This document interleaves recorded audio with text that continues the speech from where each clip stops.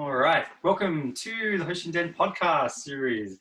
This is Sylph Hawkins here with you, everyone, and I'm joined with an awesome special guest, Tim Brown. Welcome, Tim. Hi, thank you. Thank you for having me. Welcome to the show. This is my attempt at radio. So, Tim, I'm really glad that I was able to get you on the show this week. Thank you so much for accepting the invitation, because probably not everyone would know this, but of all the guests that I've had and all the discussions I've had with people, you're the first one who has a direct connection to me from the past in terms of Hoshin. We worked together 20 years ago. We studied together. So could you tell everyone a little bit about yourself and your history, how we were connected? Sure. I'll try not to have anyone falling asleep. So yeah, I'm the founder and director of a martial arts and fitness studio in Gordon in Sydney's North Shore called Personal Strength.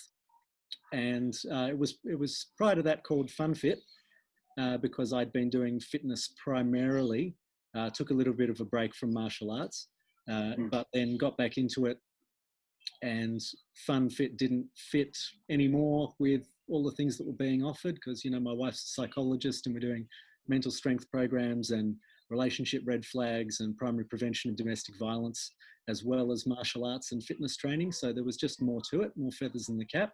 Wow. Hence the change to Personal Strength.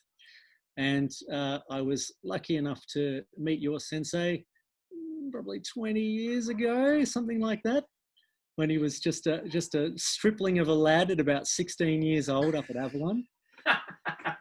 And yes, I was already fairly into decrepitude by then. But, yeah, so I'd go up and assist our teacher at the classes, and you know, we did Hoshin and we did strike and that sort of thing, and we were just introducing Hoshin, the concept, and the community up on the northern beaches, where previously we'd been at North Turramurra on the North Shore. And that is, you're right, that's how I got involved in Hoshin. It was through the Avalon Dojo. And I was 13 actually. You got a good memory. But I think we didn't meet initially. We've talked about this before. We think maybe it was because I started with the strike classes and then maybe a few months after that. I remember you were assisting. I have a very strong memory of you in a yellow belt, possibly. Possibly. I think it was Nick teaching strike, and then I was assisting him. Yeah, assisting Nick Davies. Yeah. And so I've said to my students, you know, in quite a lot of these funny chats, that when I headed to that class, it wasn't because I was looking for super cool ninja, you know, espionage class. It was because there was a cute girl that I was chasing, and she happened to be doing that strike class, and I thought, hey, what a way to hang out and, you know, spend time with this girl than doing this teenage fitness thing. But I very quickly... Yes, it was obvious too. Yeah, I know, I'm not... I think it's remained obvious, all of my true motivations throughout my life. I remember, though, very quickly, within a few weeks, I was just starting to become obsessed with the study and my inspiration with the people like yourself. And our teacher, who I saw there, you know, it was like, ooh, I went there looking for one thing and found something different. What was it that got you involved in martial arts? Okay, quick version. Yeah. In high school, I was hanging out with some ne'er-do-wells. We all decided that we would study Brazilian Jiu-Jitsu. We went down to the local PCYC and I did that for about 6 or 9 months, but just so happens that I had a falling out with the guys who had been my mates, and decided that rolling around on the floor trying to choke each other when we actually didn't like each other was probably not the best idea. So gave that away for a while. And then Hoshin got on my radar because I have a brother who's significantly younger than me, and he was getting bullied at school. And he tried Taekwondo, and then he tried this funny little dojo up on North Turramurra Guide Hall, which was, you know, Hoshin, essentially Hoshin Hombu as far as we were concerned. And you know, he tried it and he loved it. And, you know, he's always been a bit unusual, and so have I. And I think if what I'm about to say could be taken in two ways and one of them makes anyone upset or angry, I mean it the other way. But I think Hoshin was a really, really great place for people who didn't necessarily fit in. Yeah, I agree. You know, at least they didn't think they fit in. And it was just caring and nurturing, and you could just kind of be yourself and improve yourself. And there were certain things that were expected of you. You know, you'd behave in a certain way, but all of those things I don't think were prescriptive. I didn't feel like they were prescriptive. It wasn't bow because you should bow. It was bow because tens of thousands of people over hundreds of years have given their blood, sweat and tears to develop the skills that you are learning. So pay some respect. Yeah, well said. And so, you know, I started doing it there, and it was really enjoyable. It was just really enjoyable. It was good fun. And, you know, starting it out with trepidation turned into 4 times a week for 4 years in the black belt and teaching. And, you know, so I was assisting with kids classes from red belt because I was just so keen on it. I wanted to be there more and more and more. And, you know, got the whole benefit of seeing people grow and change and develop and mature and all the rest, and being involved in the process of helping them achieve that was really, really personally, you know, meaningful and worthwhile. I knew pieces of that story, but I didn't know the section about your involvement studying Brazilian Jiu-Jitsu through the PCYC. Was it, and you say that Hoshin jumped on your radar because of your brother Jonathan, is that? Yeah, John, yeah. Jonathan? Yeah. Now 28, would you believe? Wow, that 20 years really blew by. Was that through the PCYC? Because I remember there was a time, it was before I joined Hoshin Australia, where they were running out of one of the PCYCs, weren't they? Was that Hornsby? Look, no, that was before my time. Oh, okay, right. My wife Nikki, for your listeners. Yes. My wife Nikki was halfway to black belt when I joined. So she was a green belt. I don't know how you're. Yeah, very similar. So she was a green belt when I started, and she had done training at the Hornsby PCYC. She started when she was 16. And when she and I met, she was just freshly minted 19 and I was 21, and you know, it worked out very well, everybody. Yes, yeah. Highly recommend. Yeah. So yeah.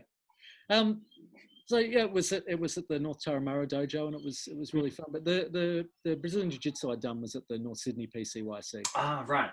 No, I just wondered if maybe because you mentioned the PCYC, if that was some relationship there. Because I remember Tony Snedden got involved through the PCYC, you know, himself in teaching Hoshin. So I remember we go back. It was sort of 2001-ish that I started in Avalon, and the strike classes, which were like the free teenage fitness classes, which effectively, looking back now, that was a really good way of keeping ne'er-do-wells off the street on a weekend. And you're right, I look around the peers that I had at that time in Hoshin, varied backgrounds, you know, hugely varied socio-demographic and cultural backgrounds, but the one thing that everyone seemed to have in common was that they a little bit, you know, wayward's not quite the right word, didn't quite fit into the conventional crowd. And I can think of many friends, you know, who I developed friendships over the years with Hoshin, kind of all fit into that and ended up forming a crowd of our own. I suppose that's how that works. I remember I studied at Avalon Dojo probably for a good year and a half or a year before I actually ventured out to Taramara Hombu Dojo. Yeah, and then I remember with great, awesome excitement my classes there, and the number of years I got to study, you know, through the guide hall.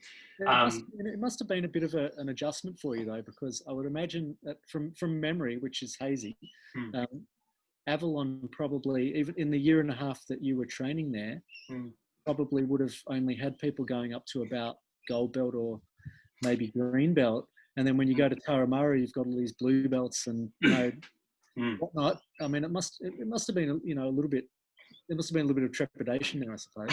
The trepidation was mainly in part that I remember Jeff Sensei constantly telling me that I should go to Scott Brayley's sparring nights on the Thursday night session. You appear to have blocked your instep with my face. Yeah, that's right. I still have great memories of Scott attempting to extract some concrete out of me, at the ripe old age of 16 or 15 or whatever I was when I first attended his classes. And I remember him coming up close to me and taking his glasses off and trying to get me to punch at his actual face so that I wouldn't break his glasses. Really good memories of that. And Scott and I don't have anything to do with each other anymore, lovely man, but, we parted ways quite a long time ago. But I have good, fond memories of those times. And so you're right, it was like a small fish in a big pond, really went into suddenly blue belts. And I think I was graded to my green belt shortly after. No, it can't have been shortly after. Yellow belt and then green belt while I was studying at Tarahumara, and I felt like it was that was how you accessed some of the higher grade study. You earned it. Like, I remember that. Because no, I'll say it because I remember that because your jump from gold belt to green belt, it was going to Tarahumara as well. At least from what I can remember, it was quite a steep learning curve. Like you actually dropped in it to an extent. Yeah.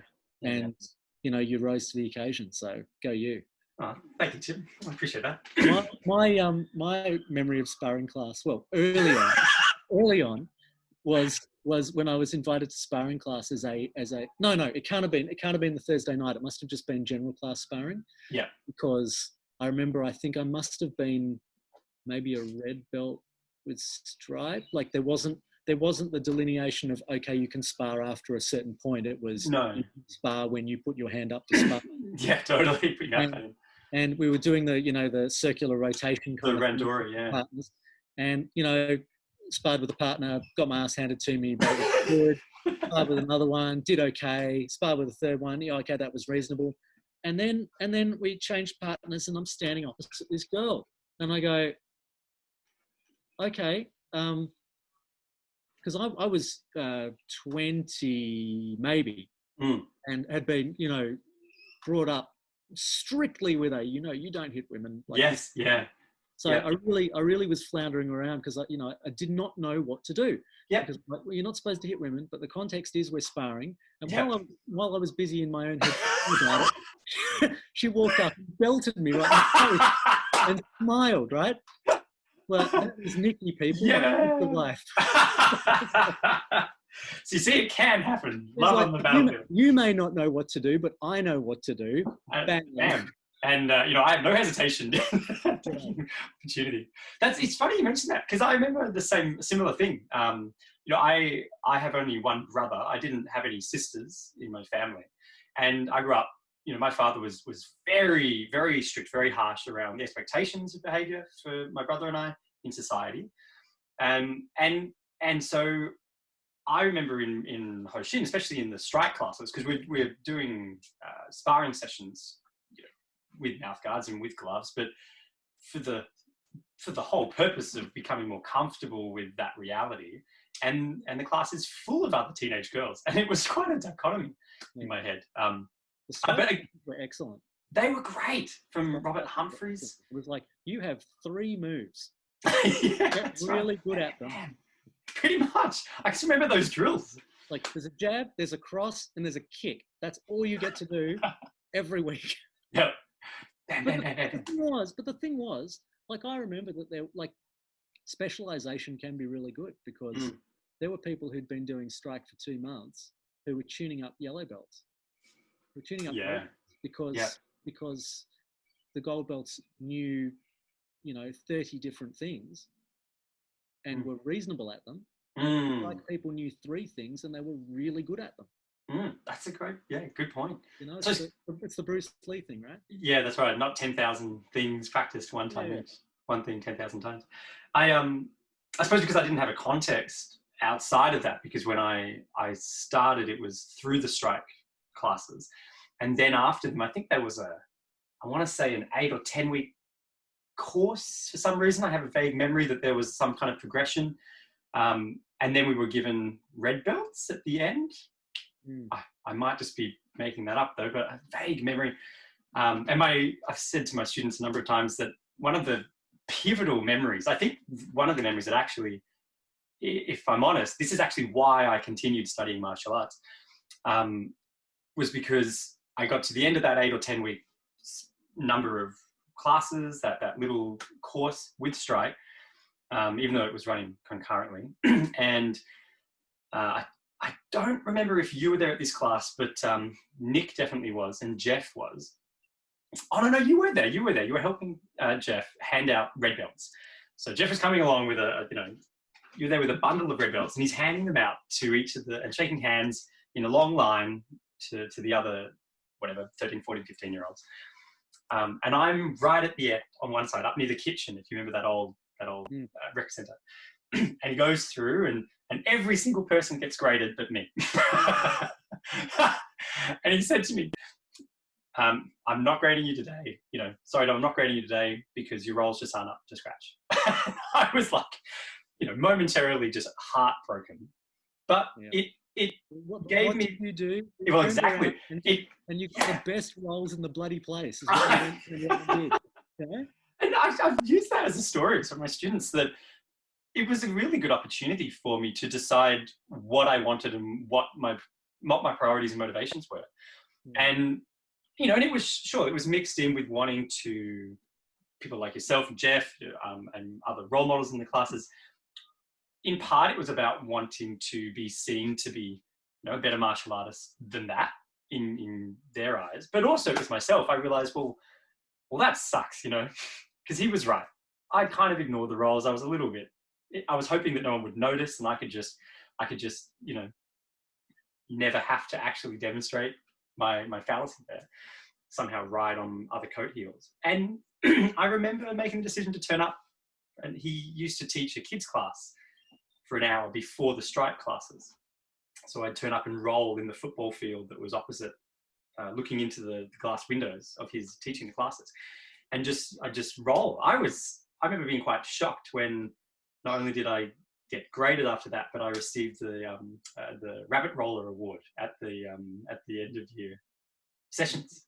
Yep. And something I'll say for Jeff is that I think for the most part, his judgment in withholding grading on time or grading early was generally really, really good. Yeah. Like, he was able to identify when someone just needed a little bit of a kick in the bum by not getting graded, and then some other people who got a kick in the bum by getting graded actually before they thought they were ready. It was very good. And I mean, it's a hard thing to do because it runs the risk of at least having the appearance of inconsistency, where it's teaching the student, not the lesson, which is also an important thing for an instructor to be able to do. Yeah. It's like for all us, Hoshin graduates who are square pegs in round holes, you've got to realise that instead of trying to change the person, you should change the bloody hole. Yeah. And meet people where they're at, and they'll thrive. Which, if we take that as a segue to what you and I were talking about just before we were recording, before we were on air, the comment that, we had found Hoshin, there is a larger proportion of students who actually succeed in their Shodan tests, and they travel from white belt through the color belt grades to their black belt grades. What are your thoughts? Why do you think that is in Hoshin? Oh, gee, that's a tricky one. And maybe going back to, because obviously the context is different now in 2020. I mean, Hoshin Australia in that way doesn't exist as it did when we were students of that. Lots of things have changed, but if going back to that memory of, when we were young students. Well, look, everyone's different, but speaking from my experience of it was that the ne'er-do-wells I mentioned earlier, like, I mean, as a teenager in the later high school and the very start of university, I was drinking, smoking, doing drugs. Yeah. Like, the whole kit and caboodle. And do you still do the Red Belt Challenge at your... Every year. Right. So for anyone who has experienced the Red Belt Challenge or who's yet to experience the Red Belt Challenge, for me, it was entirely transformative. Oh yeah, same. When I first heard about it, I thought it was pretty hokey and folky and kitschy and all the rest. But I actually committed to it and was able to quit smoking, drinking, and doing drugs cold turkey because the incentive was there. You know, I'm not saying I'm amazing. I'm just saying that for me, the right incentive was there, which was that there were a group of people who I looked up to and whose opinion of me I cared about. Now, whether you just go, well, that's a vain thing and you're caring about what other people think about you, don't care. That's what worked for me. Yep. Right? You know, I've grown as a human being since then. At the time, I cared what people thought, and that was enough to get me through the Red Belt Challenge and improve my life. You know? So I found that was really important. The community of people were, for the most part, very welcoming. Like you get the occasional person who you just don't get along with, and that's life, right? But by and large, people seemed to care about your outcome. It wasn't a show up, pay your fees, do some stuff, go home. It was, if you don't show, why haven't you shown up? Like, you know, we care about you. You know, where are you? Like training, you know, but not in a when you show up we get paid kind of way. It's more of a, we want you to show up because we actually care about your outcome. Yeah. And that just kept going and going. And you know, the people that I looked up to were admirable. You know, I admired them and I wanted them to admire me as well. And that was my impetus to keep showing up and doing the thing. You know, and there's an old CrossFit saying, which I'm going to pilfer and pop into this, which is, it doesn't have to be fun to be fun. Like there were days where you didn't want to be there and you worked hard anyway and you went home satisfied, you know. And there were days where you go, I remember a particular Thursday night sparring session where something or other happened. There was I was unimpressed with an interaction that I had with one of the people there. And I was so angry that I went home, ran upstairs and did 90 push-ups. Wow. Yeah. And it's like, okay, it's not great that there was that interaction, but it is great that the outlet of rage was productive. You know, as opposed to going out and smashing somebody.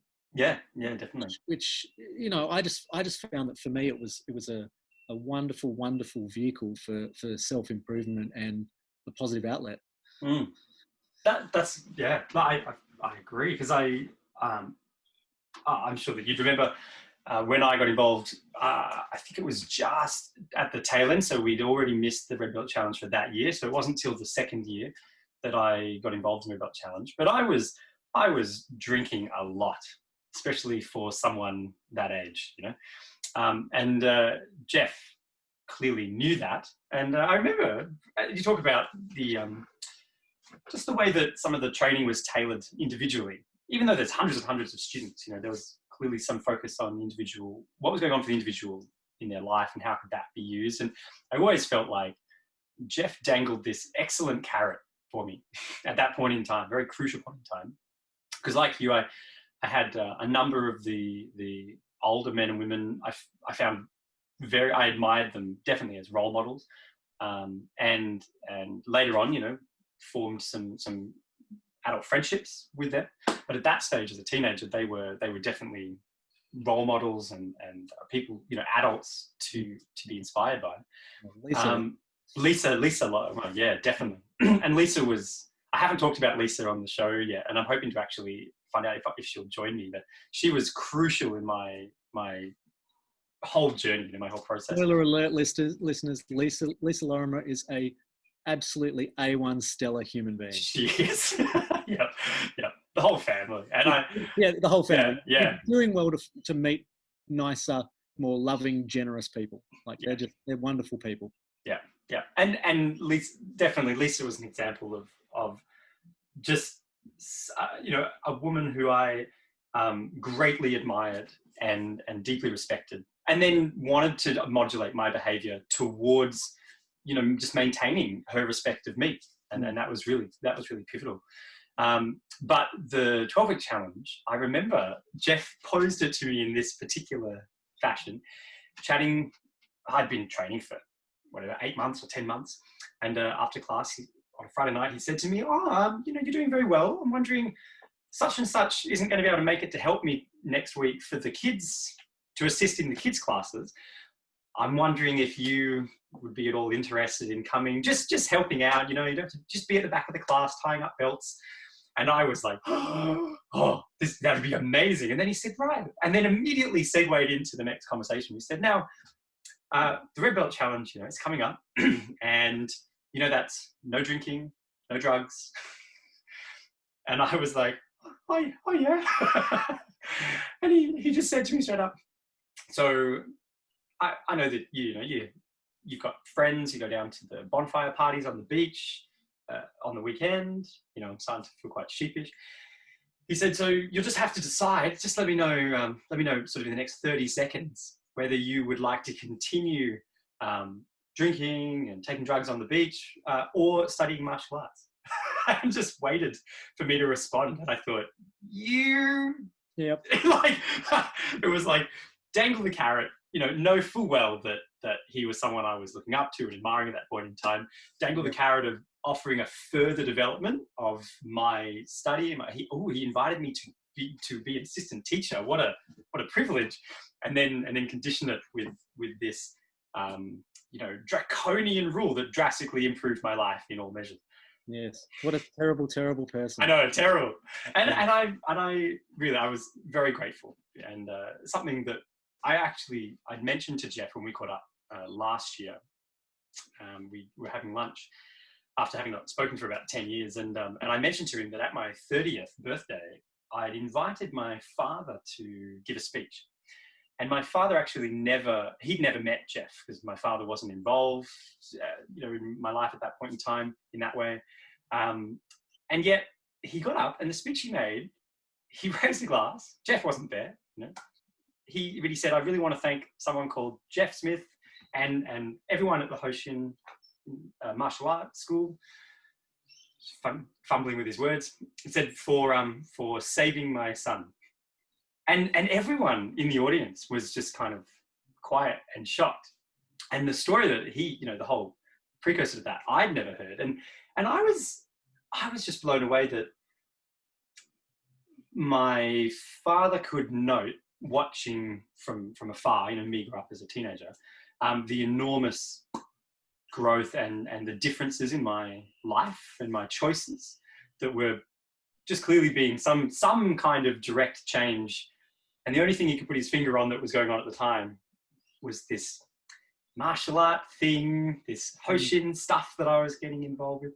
Although I remember my mother had a funny moment when I think I was a blue belt and Jeff had invited me to a knife fighting class. And as you do. And he's like, okay, after this particular adult session, I remember chatting to him. I was living with Lincoln at the time. So I'd moved out. I was living in the flat in Sydney. I was about 17, just turned 17. And I was calling my mum, just letting her know what was going on in my life and chit-chatting. And I said, oh, great. And it was amazing. I had this fantastic knife fighting class. And I could hear that she was really worried. And she said, oh, I hope you haven't joined Death Cult. Little did she know. I know, right? 20 years I don't know whether it's true, but I've heard that you are most like the 5 people you spend the most time with. Oh yeah, I've seen that in my own life. So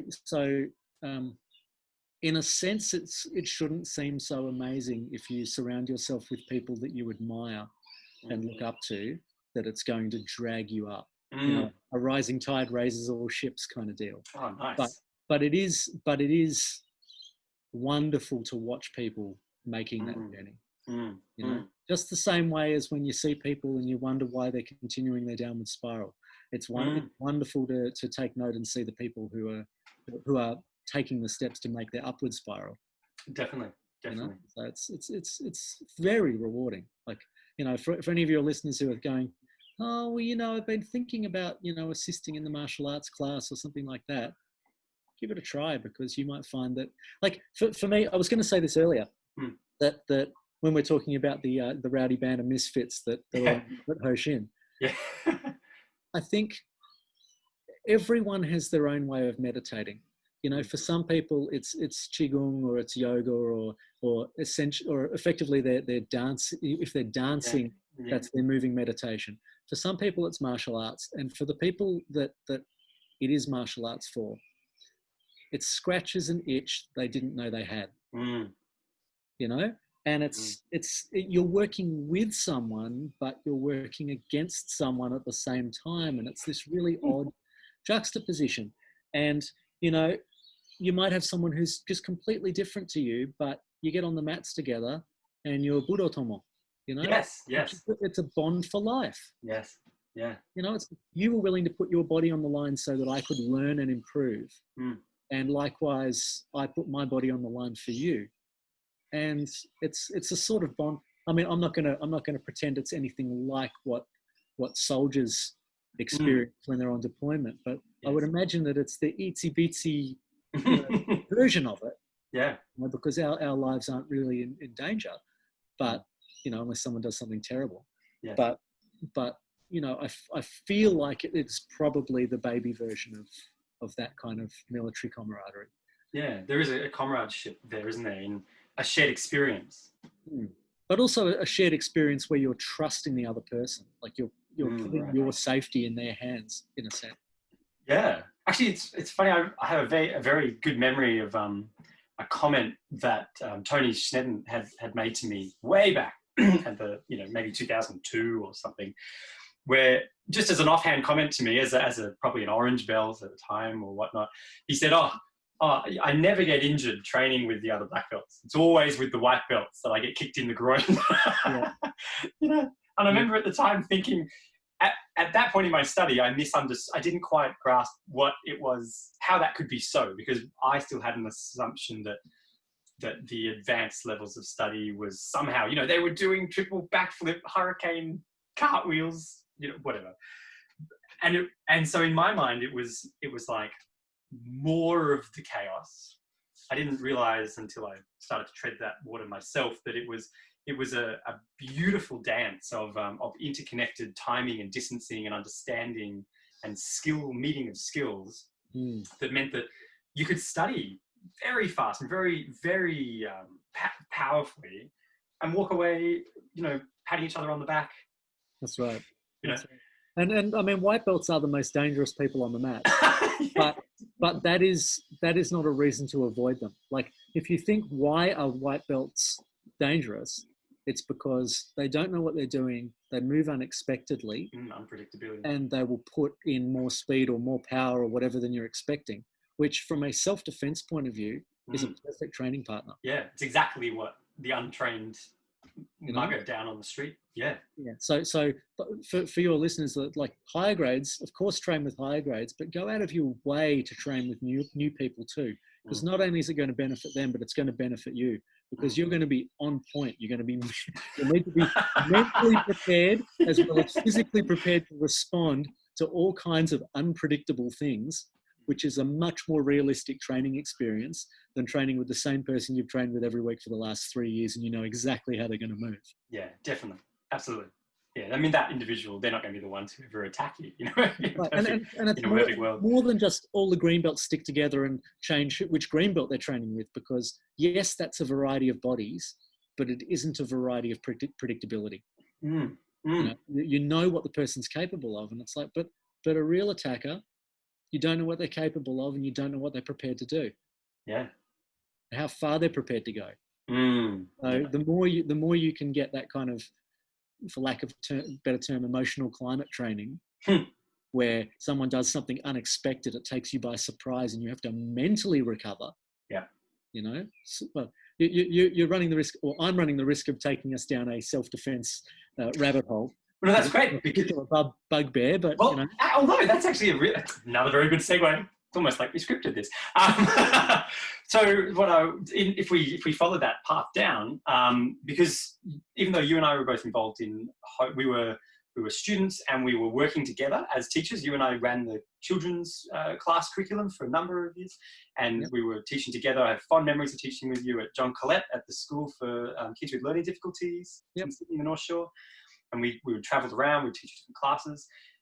We were both involved in Hoshin Australia Hoshin Australia Pacific as an organisation for a number of years. I was involved right up until 2013, but had left Sydney in 2005. So I was involved in a different kind of way. And then I started my Reigning Spirit Dojo here in Melbourne in 2009.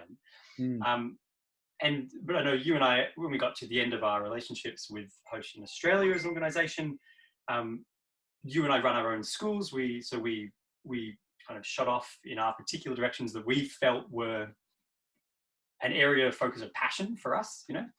And I know for you that was about self-defense and realistic street defense, and actual street realistic situational awareness, stuff like that.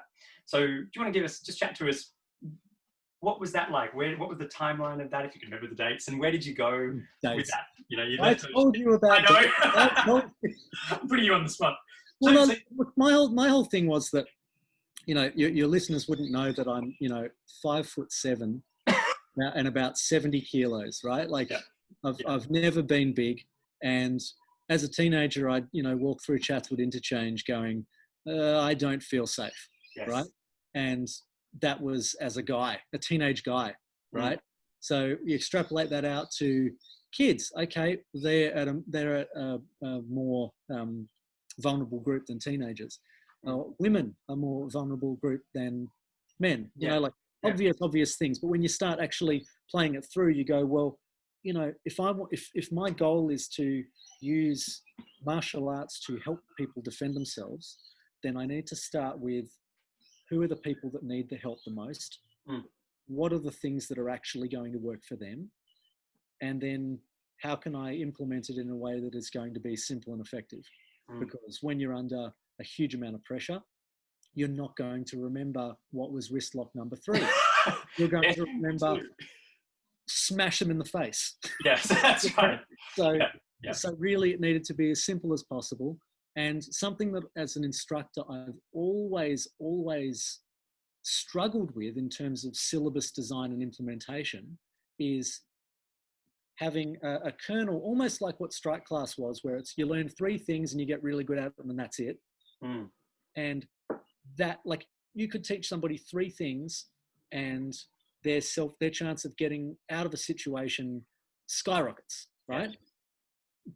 But there's also the journey that you and I have both had of white belt to black belt and beyond, which has been just such a wonderful, wonderful thing for personal development.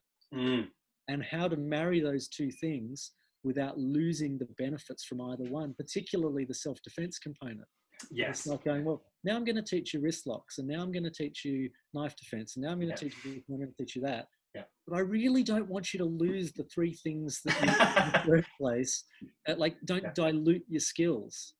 So it's a battle that I'm still waging internally and with my syllabus. But ostensibly, what we do up at Personal Strength is we have a look at what is the etiology of the attack, like in terms of, you know, 1 in 10 attacks on women being made by a stranger. 1 in 10. So 9 in 10 is a known attacker. Wow. So, and that's Australian Bureau of Crime Statistics and Australian Bureau of Statistics data, right? Australian Institute of Criminology, I should say, AIC, right? So you look at the data on attacks. It's 90% a known attacker, and you go, okay, is that a family member? Is that a friend of a friend? Is that a whatever? But what are the scenarios? Right. And how do you find out what the scenarios are that are of concern? You look at the statistics and you ask the people. Right. You know, what are women worried about? Ask women. Stop being a guy. That's right. This is what I think I'm worried about. But essentially, you know, you train enough people and you ask them what are they concerned about. Because I run a 2-hour self-defense workshop for women every 2 to 3 months. I've done for years. Right. This is people with no martial arts or self-defense experience necessarily. Who come in 2 hours, walk out safer, right? Nice. And you ask them what they're concerned about, and essentially it boils down to visibility, escape routes, and isolation. Right? And then if you look at that, you go, okay, let's do a workshop, particularly looking at scenarios where, let's call him the bad guy. Well, or you don't know whether he's a bad guy or not, so we're going to have to assume he's a bad guy, right? Is he trying to isolate you? Is he trying to get you somewhere where the visibility is poor and the escape routes are low? Mm. And once you look at those sorts of things like parking garages, inside cars, inside homes, I mean, domestic is number one, right? Yeah. Domestic's number one. So you look at those things and you go, okay, well, what tools are going to be most useful for you in those particular scenarios? So instead of going cookie cutter approach of I'm going to teach you these 3 things that I've decided are the best things, yes. you go, I'm going to teach you 3 things, but there are 3 things that are specific to this scenario. Right? And then you need to teach the mechanics of it. You need to get the mechanics consistent, and then you need to increase intensity in that order, right? So whether you have people that have a prior attacks experience and they're a survivor, or you have people that are completely naive, or anything in between, you can go, here's the scenario, here are the mechanics, here's the consistency. Now, as you are comfortable, we're going to gradually ramp it up. So that you get more comfortable with the uncomfortable. Yes. To the point where even when you're under fairly difficult duress, you can continue to operate. And so the analogy I use is like a firefighter. So, sorry about the sun. No. Okay. No rational person runs into a burning building, but someone with training can get the job done. And staged. And studies also show that someone who has trained in self-defense and uses self-defense skills, should they need them, are more likely to get away safely. And even if they don't get away safely, they're more likely to have a better psychological recovery. Right. Yeah. Right. The caveat on that is that most of the self-defense studies that have been done have been on university age people. That's the cohort that are most willing to come forward for studies, particularly about that. But it's also university age women that are generally most at risk of attack. So there is some useful correlation in the data there. Yeah.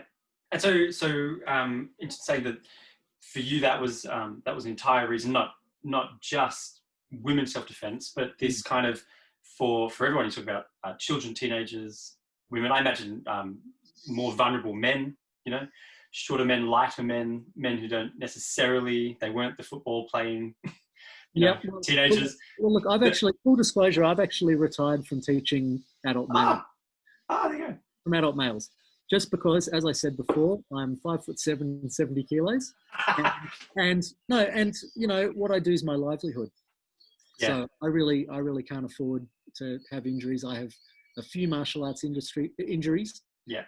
Most of which have come good, but a couple of which won't. Yep. So I have a shoulder here which won't doesn't play nice anymore, and a thumb likewise, and I can just do without getting those things wrenched on.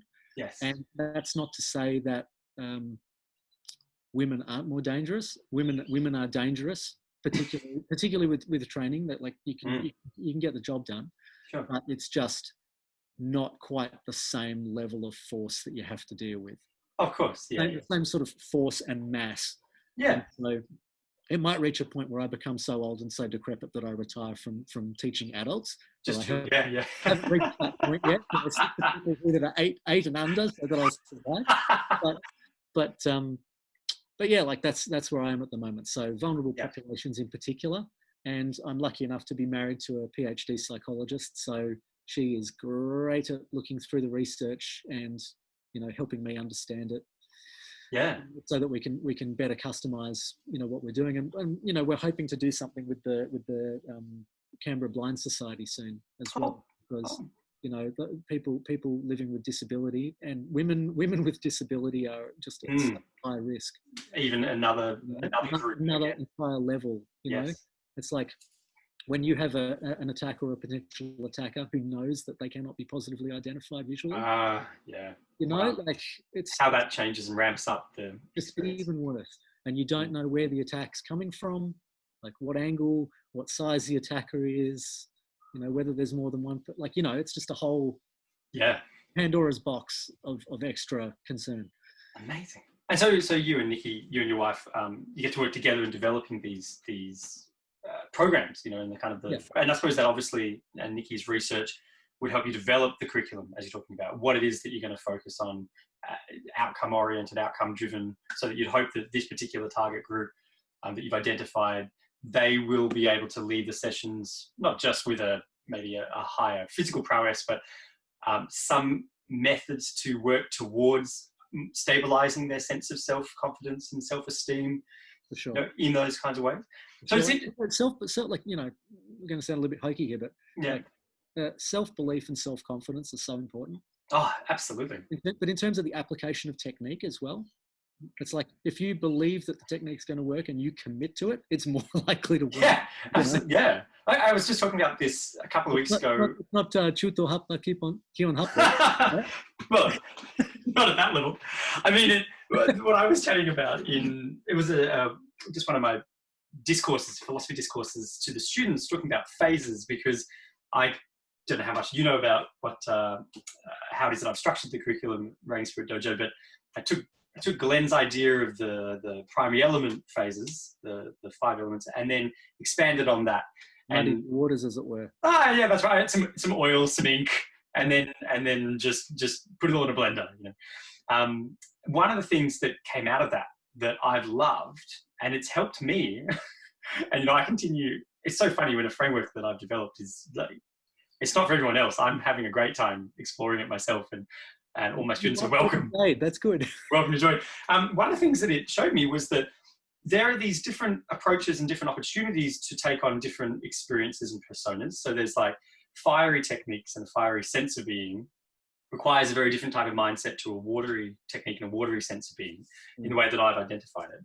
And that without a doubt, if you're attempting to apply, for example, fiery techniques, but you cannot access the mental state to succeed with those techniques, you're better off not even trying, because you can't succeed in those techniques if you're shaking at your core. They like, the very application of them demand some kind of strong structure or a willingness to drive forward, you know, on a line of attack.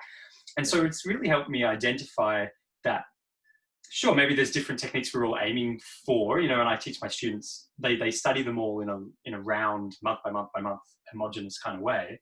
But there's obviously different characters who are going to gravitate towards different particular,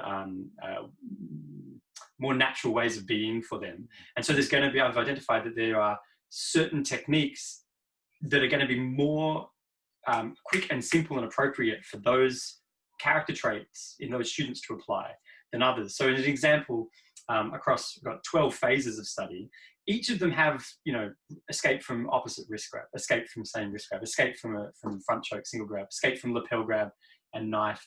So it's like they've got the same entries, and then they respond to them in different ways, so that there's a fiery way of responding to grab punch, and then there's a windy way of responding to grab punch, and a watery way.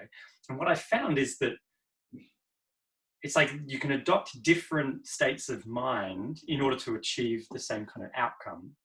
Yeah. So there's 2 things I'd like to say about that. Sorry. Yeah. 2 things I'd like to say about that. One is I agree with you. I think that there is a little bit of wiggle room for chicken and egg on it, though. Oh, absolutely. So you know, for people who need to cultivate a fire feeling, yep, doing the fire movements can get them there. Which is exactly what I was about to say. Yeah. That it's like, what I found is that as a starting base, I use that to help introduce them to a base, to get them up to a level of some sense of prowess. But it becomes very obvious where they're lacking in terms of their character. And then the expectation, and I'm quite upfront with everyone, the expectation is that that's what they need to work on. You know, if there's someone who's a doormat, well, they know what they need to work on slowly in terms of martial art techniques. Yep. They're going to... It's going to build that character in as well. Yeah, and across but then the corollary of that, I would say to your listeners as well, that provided they have actually worked through all the phases, from a self-defense perspective, work through all the phases, learn the different feelings, that you do the technique with. Yes. And then after you've actually got that foundation, it's okay to pick your favorites. Mm. You know, because what you are most comfortable with, you will do most effectively. Yeah, You know? absolutely. You just, and the only caveat you need to put on that is that your favorite technique might trigger their favorite counter. Well, so it's almost like we've talked about this without actually having spent a couple of hours throwing each other around again. One of the things that came out of it was, and it's been a development over years, is that I tend to coin it advantageous and disadvantageous. There are just more advantageous ways of responding to a particular thing. Advantageous meaning towards the outcome of success, survival, leaving the situation, reducing the amount of injury, to self and other. And so it's like, in response, you first of all have to work out what is it the other person's really, what's driving them, what are they gauging at, how are they attacking me. There are very specific credentials around what's going to be a more advantageous response to that, that has a higher chance of success. Yeah, I mean, what's going to have a lower.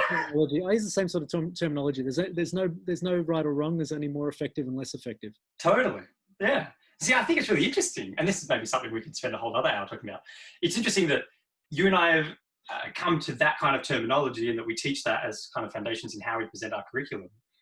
But we didn't collaborate on that terminology. I wonder how much that kind of language has come out of a way that we study. Because I didn't even realize when I was studying Hoshin back in early 2000s, right up, it wasn't until 2005 when or end of 2004, when I left Sydney to travel around Australia for a year, that I even started going to other martial art schools and other classes. And I just thought that the way that we studied and the way that we were taught, that's what martial arts was. Right. It's interesting what you were saying about the phases, right? Because when I was studying Hoshin back in the Dark Ages, there wasn't 12 phases. There was just earth, water, fire, and right? yeah. And then I think spirit got added afterwards. The purple, blue, something like that, right? But for me, like, earth was always a bit of a struggle because I'm not big. And you don't have to be big to do earth well. I learnt that. But yes, but initially. But it was a mental struggle for me to go, how can I be solid when everyone's bigger than me? And water was fine. Water worked, receding and then coming back in was fine. Yeah. Fire was okay because I was a metalhead. and wind. Wind was really, really hard. But I went over to Japan. I happened to go over to Japan and study Aikido for the best part of 18 months, and then wind wasn't a problem. Yes. So, yeah. Yeah. Well, it's been a wonderful journey, and you look from where you started and go, oh, it was a windy path, but you look back from the future and go, it was a straight line. It all made sense. So and definitely, as you kind of maybe in perspective and hindsight, it's always 2020. I mean, there's definitely I've found that over my whole, it's been 20 years of study almost. Sure, there were certain things that maybe took me 5 years or 10 years to work out that maybe someone could have commented to me in the first 12 months. Well, it's funny you say that. But I probably wouldn't have heard them. Something I say to my students is that it's my job as your teacher is to make you better than me in less time. Yes. Yeah. I remember that. I think you and I. Yeah. It's still a thing. It's still a thing. Yeah. It's like there were some things that took me 5 years to learn. I don't think it had to be 5 years. Here's the shortcut. Yeah.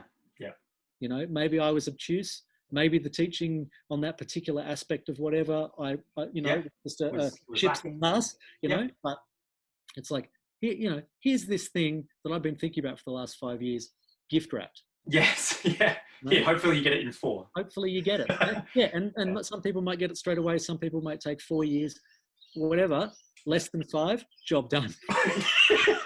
Absolutely.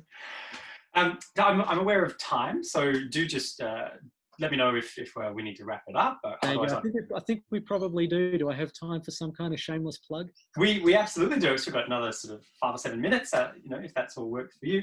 Yeah, I need to sort of head off pretty short. Yeah. Okay. Well, and hopefully maybe we can organise a follow-up of these chats, because I'm sure that the students would love to hear I would more. be happy to. If any more than 3 people say yes, that was good, I'd like to come in again. Then we can do it again. I'll just make 3 different Facebook accounts and just. Otherwise, that your poor students are just going to be going, "Who was that windbag?" My God, another one of Dom's old friends from before the land of time. That's right. He thinks they're Charles Dickens, just get paid by the word. I've got photos up of the last 20 years of my study, all through the dojo, up on the walls. And there's photos of myself and different people and studies and years in the old dojo. There's a photo of the guide hall. And there's a photo of Ed Martin and I having fun. I've got photos all over the place. There's a photo of you and I think one of the days I left Sydney, and saying we've got like a goodbye photo. There's a photo of you and I teaching somewhere. And so all of you guys, you've all become characters in the story. This part of the lore. Yeah, this old narrative. And so part of this podcast series, I thought it was a good opportunity to ironically put some faces. It's all just there's no video in the podcast, but to actually put a voice and a character, a real person behind these, because a lot of people. I am not a real person. I'm a bot that he made up. Don't tell them, Tim. I think one of the things that happened, and I'll be brief about this, last year, November 2019, so my wife, Hannah, had been kind of prompting me all year, look, why don't you just get back in touch with Jeff? Send him an email and just get in touch. Sure, it's been 10 years, water under the bridge, whatever. And so I did. And then by brilliant chance, he happened to be coming to Melbourne the following week for a friend of his who was doing something. And I was like, oh, isn't that funny? So we caught up for lunch and then invited him. He came to the dojo. He came as a special guest for some classes, and I taught, and it was fun having him there. And I'm looking forward to doing the same for you, getting yourself down to. We had plans. It'd be really great. Don't come and terrorize your students for you. Well, I have to repay you the favor because you let me do that to your teenagers. One of the things that one of my black belts said to me after that class, like maybe the next couple of days, he said, "Oh, you make a lot more sense now." He said, "I've seen you in context, and I've seen you," and he says, "Oh, I can see a lot more of how what we're doing now, where that developed from." And he said, "Oh, no, I watched Jeff moving away, even things that he said, and it just looked like you, but 20 years further down." Yeah, well, look, he was a big influence. He was a big influence on both of us. Oh, definitely. And I think that it would be the same, because I noticed when I came to visit you in your dojo last year, when I was in Sydney for the sword study seminar, which kind of sword seminar. We had some good fun hanging out, and I jumped on the mats with you, and you let me in with your students, and sure, the techniques and the curriculum that you were teaching was your new package, but I was like, this is just all the foundations that I know well. We're obviously trained from the same kind of seed. You have a body and 2 arms and 2 legs and a head on top. You're going to move in certain ways. Yeah, you mean the wrist only does this? Styles are the invention of man. Totally. So I think it was great. The students got an opportunity to develop some more context, especially because in 2013, Hoshin Australia and I went separate ways, and as the ultimate short story of that. And then 4 years after me. Yeah, that's right. We were like a bit. And so I built it all up again from the ground up, and developed a new curriculum, and I call it Hoshinden. It's like the variation on Hoshin.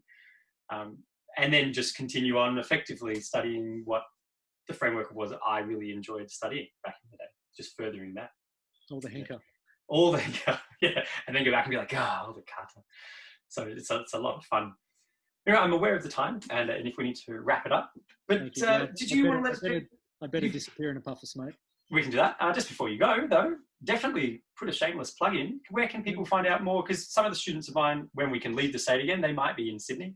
and travel through. No, well, your students are absolutely welcome to come up and train. The website is personalstrength.com.au. And there are actually a few online resources available if while you're in lockdown you want to look at that. So there's a resilience course, there's relationship red flags, there's like a couple of online courses and a self-defense ebook, which is 25-pager of, just the 3 things. It pretty much is. So that's fantastic, Tim. Awesome. Yeah. Thank you. All right. Well, thank you very much for the opportunity, and it's lovely chatting with you. It is. Let's definitely do it again. For sure. Thanks, Tim. All the best. Bye-bye.